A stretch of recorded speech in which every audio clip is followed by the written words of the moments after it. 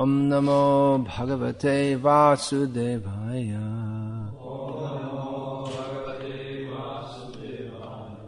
Om Namo Bhagavate Vasudevaya. Om Namo Bhagavate Vasudevaya. Srimad Bhagavatam, Canto 4, Chapter 14, Text 42, translation and commentary by His Divine Grace A.C. Bhaktivedanta Swami Prabhupada. Nangasya vangsho rajarsher Esha sangsthatam arhati Amogha virya hinripa Vangshesmin keshavashrayaha. Translation. The sages decided that the descendants of the family of the saintly King Anga should not be stopped, for in this family the semen was very powerful and the children were prone to become devotees of the Lord. Purport. The purity of hereditary succession is called Amogha Virya. The pious seminal succession in the twice-born families of the Brahmanas and Kshatriyas especially, as well as in the families of Vaishyas also, must be kept very pure by the observation of the purificatory processes beginning with Garbhadhan Sanskara, which is observed before conceiving a child. Unless this purificatory process is strictly observed, especially by the Brahmanas, the family descendants become impure and gradually sinful activities become visible in the family. Maharaj Anga was very pure because of the purification of semen in the family of Maharaj Dhruva. However, his semen became contaminated in association with his wife Sunitha, who happened to be the daughter of death personified. Because of this polluted semen, King Vena was produced. This was a catastrophe in the family of Dhruva Maharaj.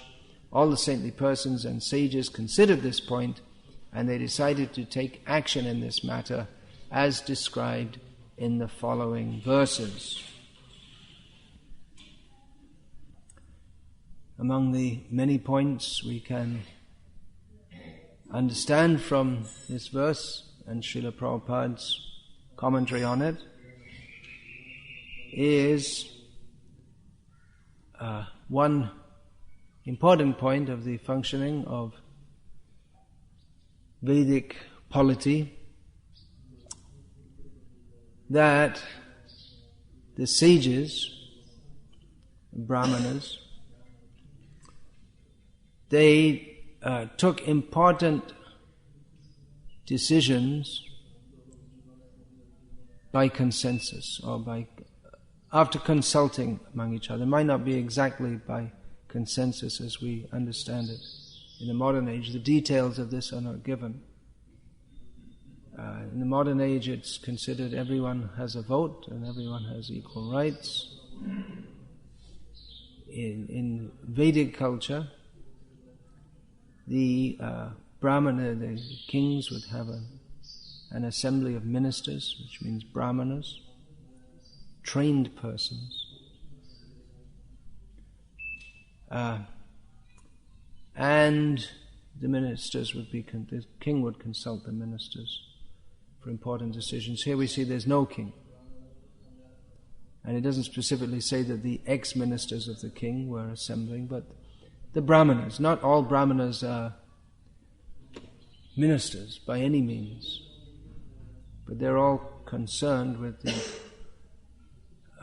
smooth running of society. Even to perform their own activities as Brahmanas, what to speak of the rest of the society, they require that there be a strong king and a pious king. Otherwise their own Brahminical pursuits become disturbed And we see that in the present age. One of the many reasons, or one of the many factors, in the decline or almost total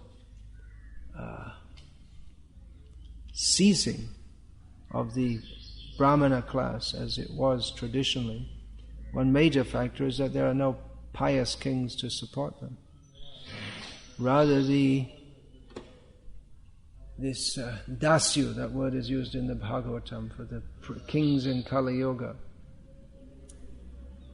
Dasyu means thief,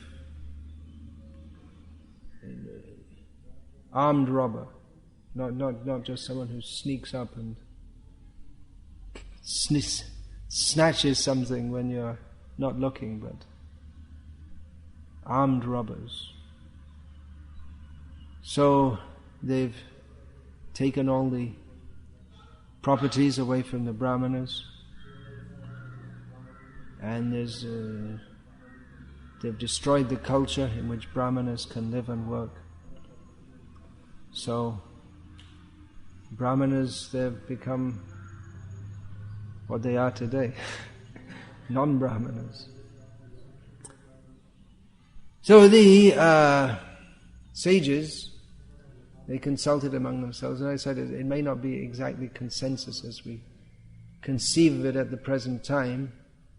In modern age there's democracy, one man, one vote. That's what it used to be. Now it's one person, one vote. It used to be that women didn't have any vote. And actually an original democracy in Greece, the cradle of Western non-civilization, it was every citizen had a vote, and not everyone was a citizen, because there were slaves also. It's not. Nowadays we think that a citizen means someone who lives in a country, is born in a country, who has citizenship, but previously not everyone had that right. They were property. Some of them were property of others as slaves, and others were not slaves, but they weren't citizens either. They didn't have a voting right. So the Brahmanas, their consensus, they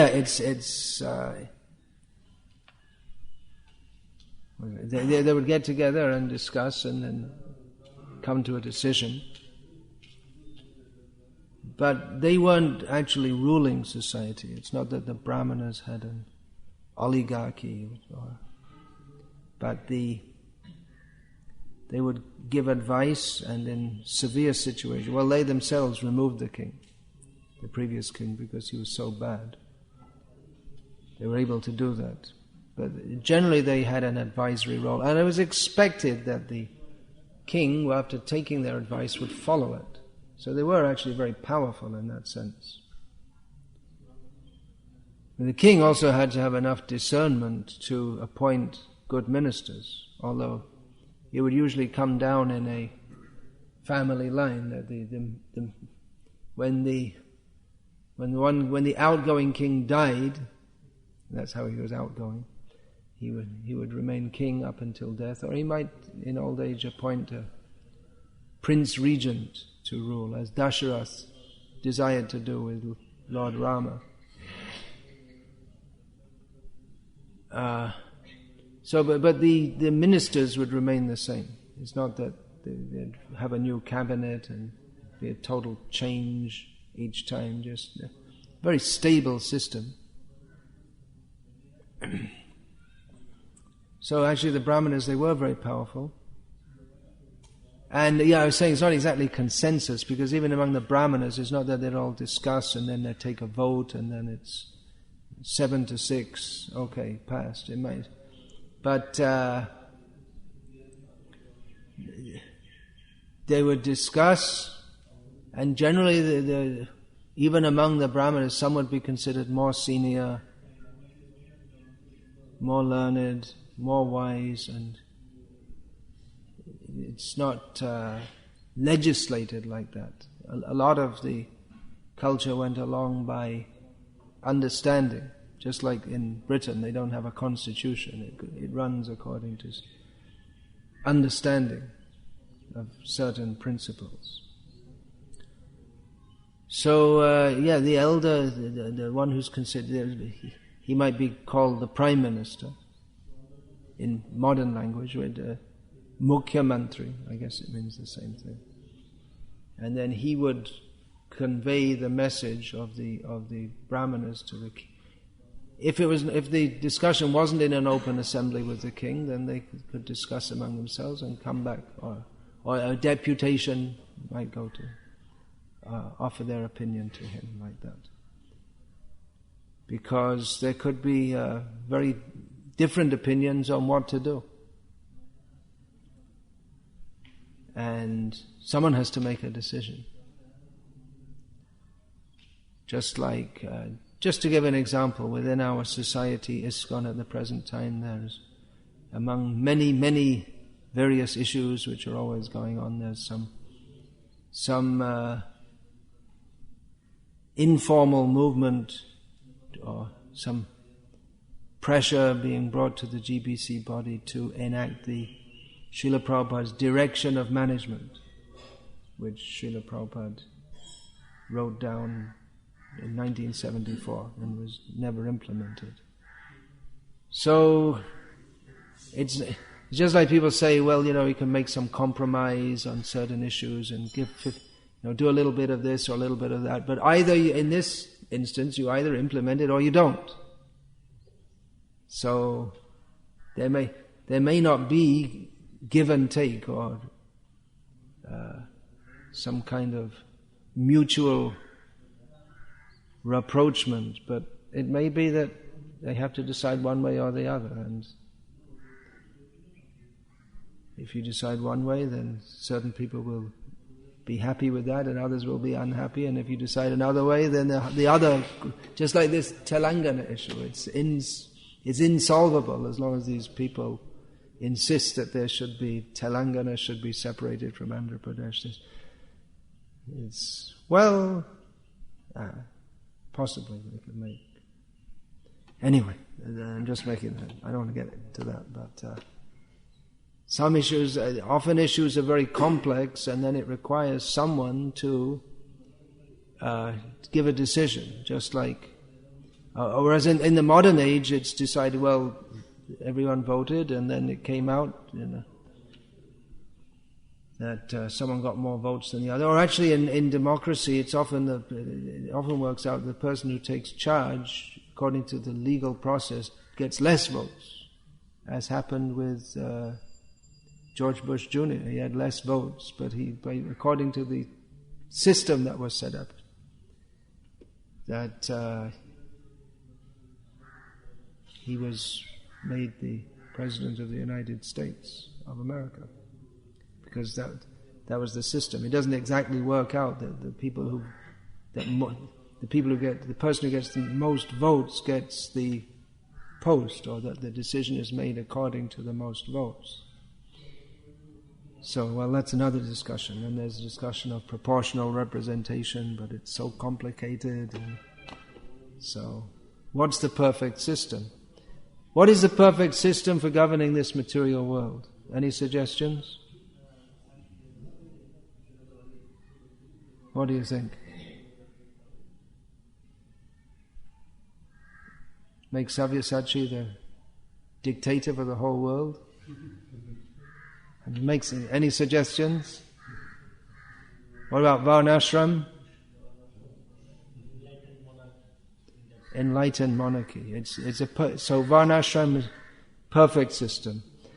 Well, we could say it's perfect, but it's for regulating imperfection. So it can never be completely perfect, because it's always subject to the imperfections of the people taking part in it. But we can say it's the best system because it's given by Krishna. Not just because Krishna is who he is and what he does is always the best, but in this material world, whatever the system is, it can be misused, as happened with the Varnashram system, which is a major factor in why it's broken down. But it's the best system. But then there are so many factors which are required to uphold it, just like the Garbhadhan Garbhadhan Sanskara is required for the upper castes, as Bhaktisiddhanta Saraswati Thakur pointed out in his Brahmana O Vaishnava, that's the short name for, he pointed out that probably in most of the families that consider themselves orthodox Brahmana families, the Garbhadhan Sanskar has not been, if there's one break or if it's not performed properly at any time in the whole history of the family, then the whole family is converted to Shudras according to the principle of Varnashram, or the whole understanding, not the principle, according to the whole understanding of Varnashram. And so probably most of these people who are calling themselves Brahmanas are not Brahmanas anyway, even according to their own consideration. So that's one point. And then another point is the training from the very beginning, the culture. It's said that the mother is the first guru because she teaches all the Vedic cultural usages such that Prabhupada had to teach his disciples, such as not using toilet paper after you pass stool, and not, you use very cultured in the West, you pass stool, wipe your backside with toilet paper and pull up your pants and you're ready to go. Oh, remember to wash your hands. If you do that, that's very hygienic. So Prabhupada had to teach that with your left hand, but normally that was done by the mother. And the mother also, not just that, but so many things, offering respect and to others, and it tells him stories from Ramayana and all this kind of thing. So the first guru is the mother. In the modern age or outside the Vedic culture, I wonder if the mother can be called a guru, because she doesn't. Guru means Shastra Upadeshta. That's the definition given in Amar Kosh. So if she doesn't teach according to Shastra, then is she a guru or guruvi? Now there's a movement, women should be gurus. Great, I'm all for it. They should have children and teach their children and be the first. That's what they're supposed to be. They're supposed to be gurus like that. So let them be gurus, yes. Instead of not having children or having more husbands than they have children, without not like Draupadi either, and not being gurus because they don't know what's in Shastra and know what to teach. So the Vedic system. Then we're talking about the sages, that any important decision, even, you see, there may be, we're talking about the most senior and wise Brahmana would give the final decision, but that after even he would consult with others. It's not just that, okay, well, I know what's going on, so, okay, here's the understanding, here's what should be done. But it's understood that life is very complex, and this is one of the principal messages of Mahabharata. The Mahabharata can be, in many ways, can be understood as a manual of how to live in this world according to Shastra. Giving practical examples. And one of the main points that comes out is that it can be often very difficult to understand what is the correct thing to do. Because always there'll be the nature of this world is that everything doesn't run smoothly as we expect it to, and Shastric principles, they often come into conflict in any situation. That famous story of which I've told so many times, you probably all fall asleep if I try to tell it again, of that woke you up. That The Brahmana who told a lie, he was committed to the principle of never speaking anything but the truth, and as a result went to hell, because he didn't know the principles of dharma. That in this case, the principle of never telling a lie, which is a very good practice, came into conflict with the principle of giving protection to a person who required it, and in that case he should have lied, and he didn't. So he went to hell for being truthful in the wrong. His truthfulness, when misapplied, made him go to hell, or caused him to go to hell. So like that, throughout the Mahabharata, Drona has to be killed. How to kill him? Well, he himself told to Yudhishthira before the battle, how can we kill you? Yudhishthira asked. It's a funny question to ask your guru, but it's not the normal question you'd ask your guru. Just tell me, how can I kill you? So you have to ask your guru. Anything difficult to do, you have to ask your guru. And you have to perform your duty under the guidance of your guru. So Yudhishthira's duty was to fight and kill the enemy. So he asked his guru, but his guru was the enemy. So Drona said, well, you can't kill me, unless Ashvatthama is killed. And then he asked Ashvatthama, how can you be killed? Cannot. I'll be alive. When this battle's over, I'm going to be alive. You're not going to kill me. Which was actually a fact. And he's still alive. Somewhere. In Vrindavan, I believe it said. Wandering around incognito. So, then how? Drona has to be killed. He can't be killed unless Ashvatthama is killed. If he's not killed, then we're all killed. And if we're all killed, then our purpose is undone. So what to do? Kill Ashvatthama, the elephant. He's also Ashvatthama, and fool Drona in this way. So it required to be done. So it just goes to it's not very good. And up to this day people are blaming Krishna for that. But Krishna Krishna, he could have just by his wish, he could have, relaxed on the chariot, ate a few grapes and said, okay, you all die. No need for all this battle. But he didn't. He got right into it. He took the arrows were going in his body and dust covering his own, and he got fully involved in it, in the battle. So Krishna demonstrated by so many incidents like this, or incidences as they say in Indian English, when they should say incidents. In so many incidents like this throughout the Mahabharata, we find that religious principles, what should be done, they come into conflict. That what should be done in a certain circumstance, you can't act in a way, circumstances are such that you cannot act in such a way that you follow all the principles of Shastra. You have to to follow one, you have to break another. So life can be very complex, even then a learned sage, he in such a matter he might consult with others,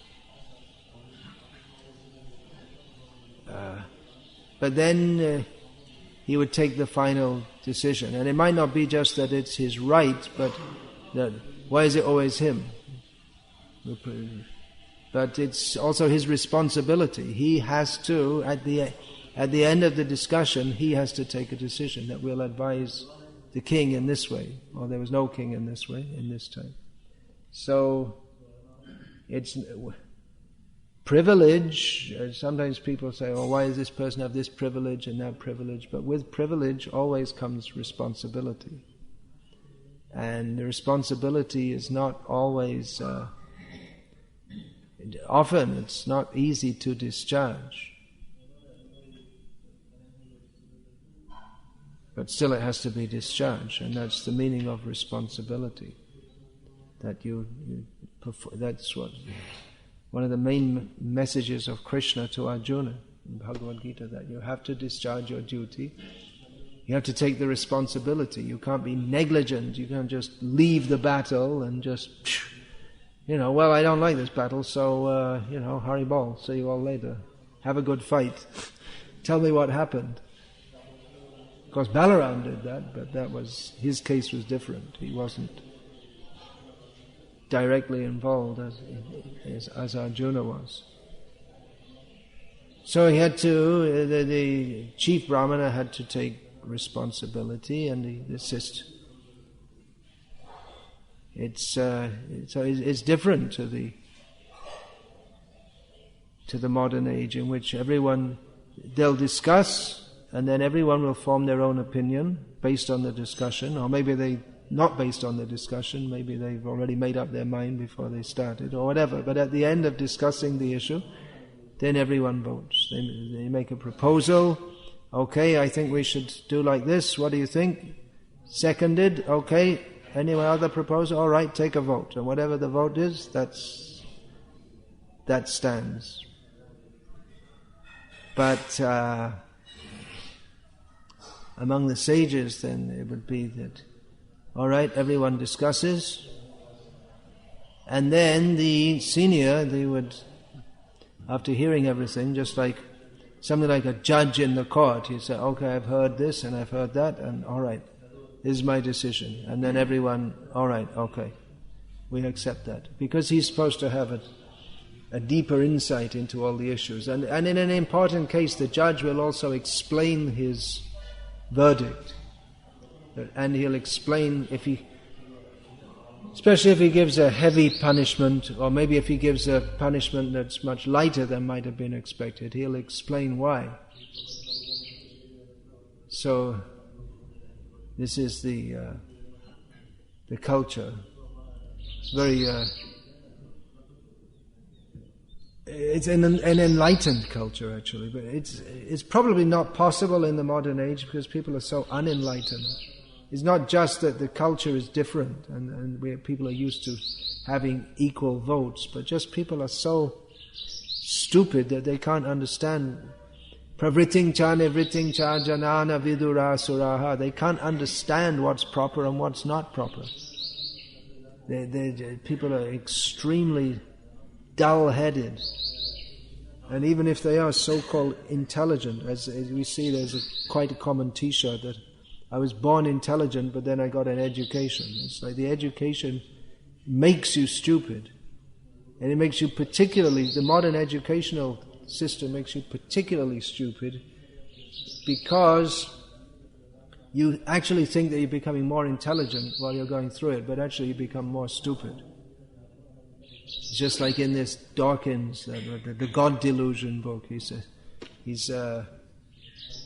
making the point that in America and England and all these countries, not in England because more or less everyone's an atheist, but the atheists, they're mostly drawn from the more educated sections of society, and the higher the level of education, the more percentage of atheists. So he wants to show that, you see, it's the more intelligent people, they're atheists, but he overlooks the fact that the educational system is atheistic in itself, and that it's therefore inherently stupid, so the more educated you get, the more stupid you become, and that it's actually good evidence that atheism is for the more stupid people.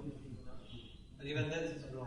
And even that he was misquoting. He accuses the creationists of being mendacious or misleading in this context, I guess. It means lying, but he himself, he misquoted. Well, it's with, statistics.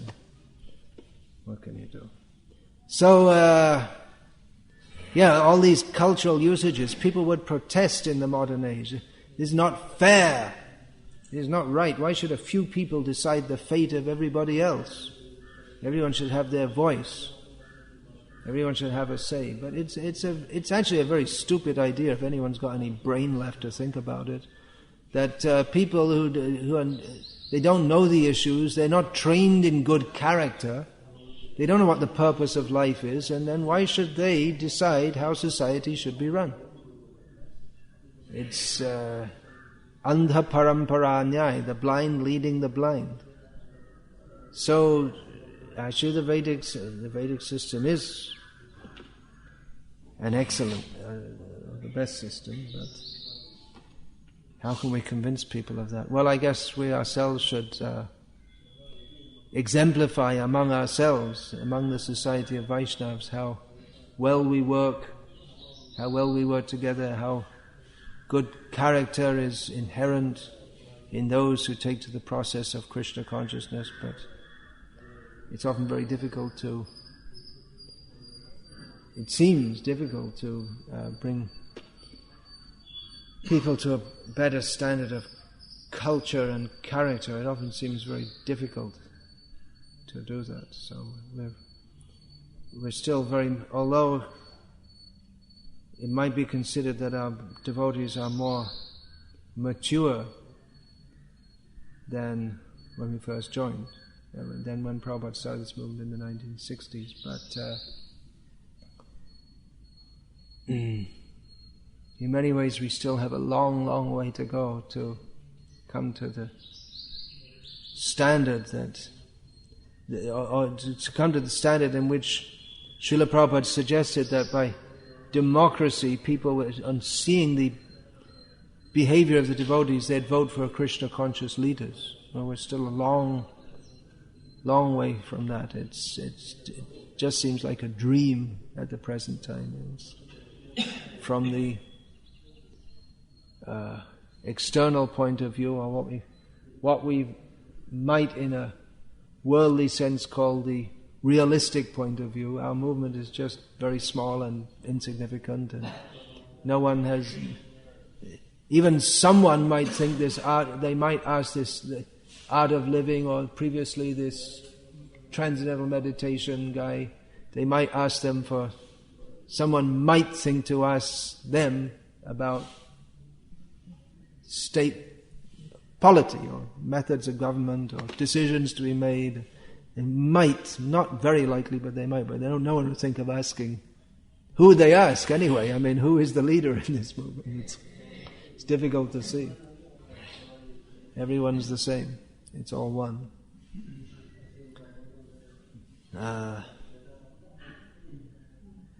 So, in these principles of culture,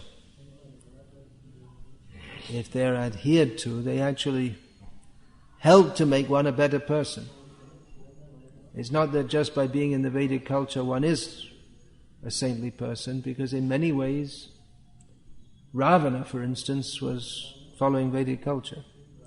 I mean, there was at least one major defect, that he used to steal people's wives, which isn't allowed, not supposed to be allowed. But otherwise, you see, his son Indrajit was expert in performing yagyas. He was expert Brahmana. He had Brahma Teja, Brahma Shakti. By chanting the mantras, he got the result, but he misused that. So it's not necessarily just that by following Vedic culture one becomes saintly, or even one may become saintly in character apparently, but have a most demonic understanding, just like the Shankaracharya line. They're very strong on culture, on Vedic culture, but their conclusion is demonic. But if Vedic culture is wedded with the conclusion of Vedic culture, namely Krishna consciousness, then these two put together are very powerful for reforming the character. If one is Krishna conscious or attempts to be Krishna conscious without Vedic culture, well, actually it'll be very difficult to be Krishna conscious anyway, because the Vedic culture is meant for and based on Krishna consciousness. But we see that Especially in the early days of the movement, the devotees had very little idea of saintly behavior. And even now, many devotees in the West especially, they have very little idea of Vedic culture, but they may be very sincere devotees and very committed to Krishna consciousness. But then, due to lack of understanding of the principles of Krishna consciousness, they may support or consider correct various cultural usages which are actually opposed to Vedic culture and detrimental to the overall development of human society, just like feminism, for example. The idea that men and women's social roles should be more or less the same. Or, as I was giving the example, one may be very cultured. Still today we can meet. Still today, hear me, in this year of the good Lord, 2010, in the month of January. How many years more will it go on that we'll find people, actual brahmanas, in the family tradition? There are still some. Vaishnav, non-Vaishnav, there are still some. But for lack, the non-Vaishnavas, they have very good culture, but for lack of Krishna consciousness, it doesn't really help them very much.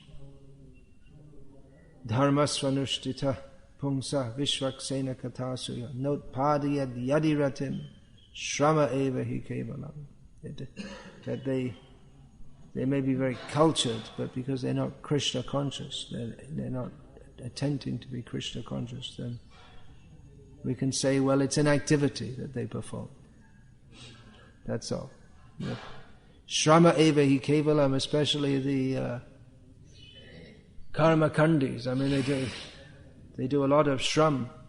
They have to. It's a lot of work following karma kanda. All the different rituals to follow. When it says shrama eva hi kevalam, it doesn't.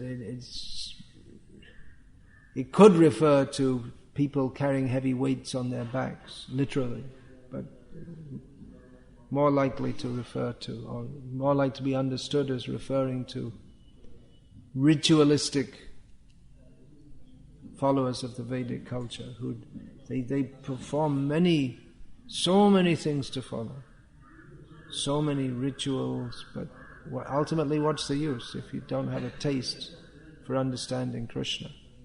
But if the Krishna consciousness with pure Vedic culture, if the two are put together in a person, then it becomes a very powerful combination. But actually, it's not very possible that individuals can do so, because culture means group. Culture is within a group. You can't say that one person's culture. It means Tamil culture, or Tamil Brahmin culture, Tamil Brahmin Smarta culture. It means groups of people. There may be subgroups within that. So, it's quite a job to even consider how to set this all up. Again, Srila Prabhupada's idea of the farm community or the rural community gives more of a possibility of that. It's very difficult to set up Vedic culture in the middle of completely hedonistic culture, which even in India, which is the culture is so much spoiled in practically in one generation, which gives some hope that maybe it could be revived in one generation also, if the leaders of society take it up and promote it. It may be possible also. Of course, in Kali Yuga, it seems that by the influence of Kali, that bad things, they they take effect more easily. It's more easy to degrade than to retrograde or to come back to the proper point. But then Krishna is more powerful than Kali. So if there's strong chanting of the holy names, strong desire to serve Krishna, coupled with the endeavor to revive Vedic culture with a proper understanding of what their culture is, and again it's very complex. How to apply it in the modern age. So it all requires a lot of intelligence, a lot of prayer, a lot of mercy from Chaitanya Mahaprabhu and all the devotees. Srila Prabhupada wanted this. So we have a great task ahead, but it's a glorious task and it's worth endeavoring for, even though it seems very difficult. How Krishna consciousness can be established in the world, it seems very difficult to do, but it's possible. Sri Chaitanya Mano Bhishtam Sthapitam Yena Bhutale Swayam Rupa Kadama Hyam Dadati Swapadantikam. Rupa Goswami established Chaitanya Mahaprabhu's heart's desire. He established it. He established what it was. Srila Prabhupada also established Chaitanya Mahaprabhu's heart's desire in a very practical way. I mean, not just establishing what the principle is, but the enactment of that also. And that's an ongoing process. In doing that, establishing Krishna, still Krishna consciousness has to be established much more firmly and much more widely in the world. Now our movements, we can say it's established. It's there, it's going on. It doesn't look like it's going to fade away very soon.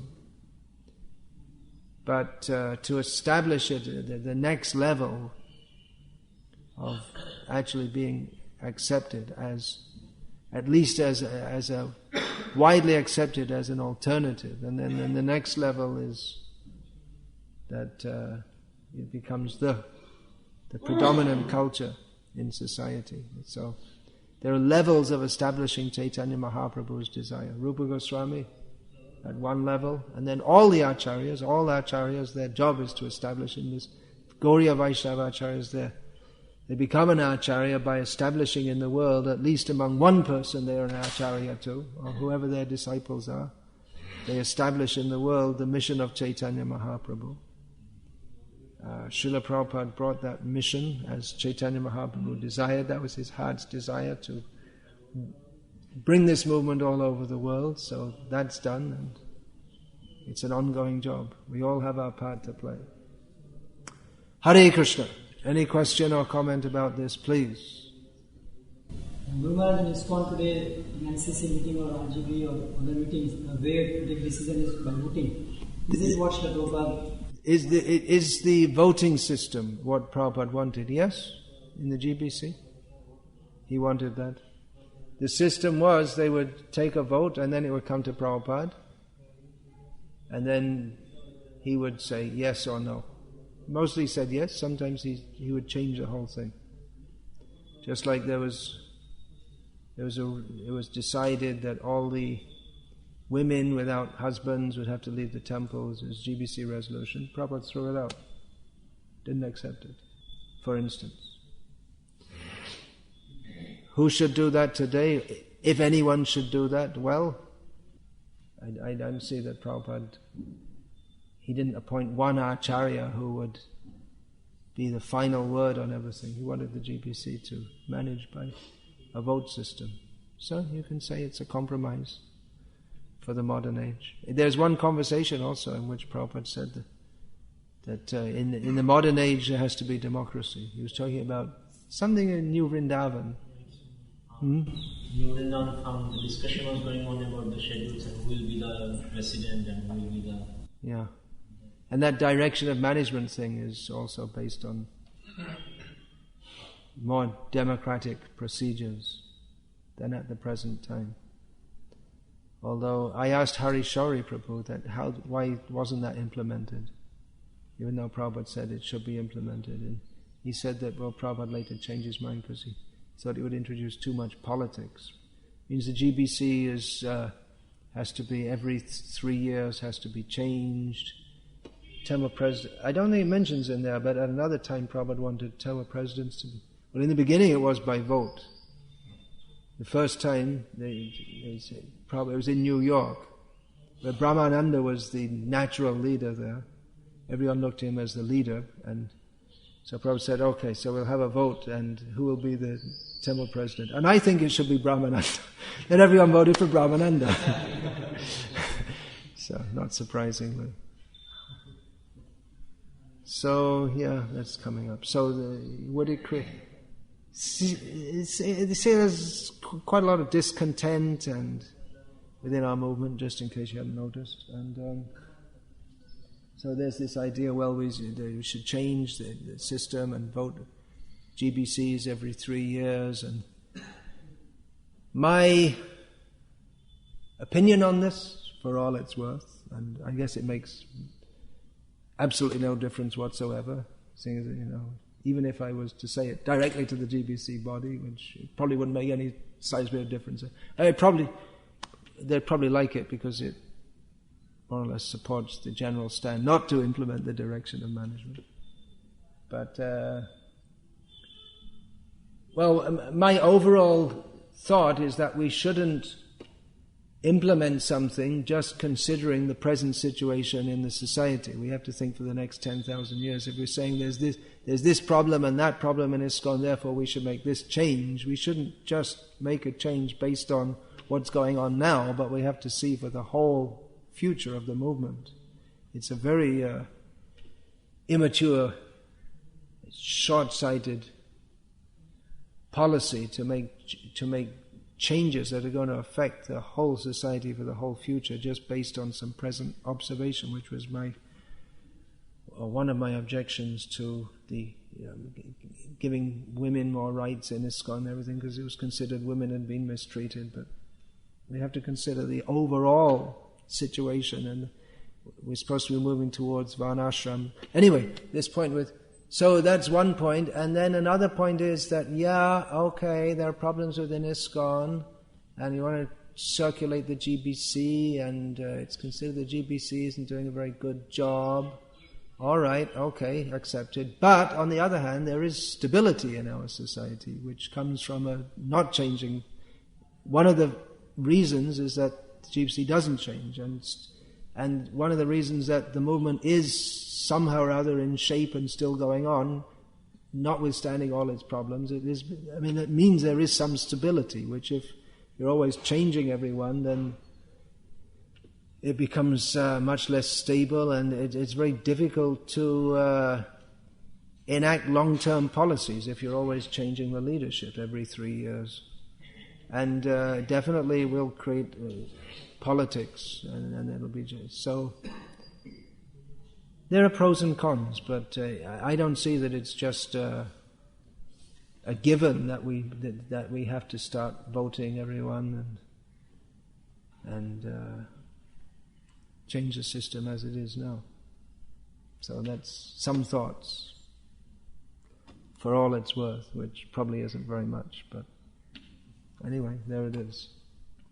Prabhupada's general principle was to, if there's any fault in any leader or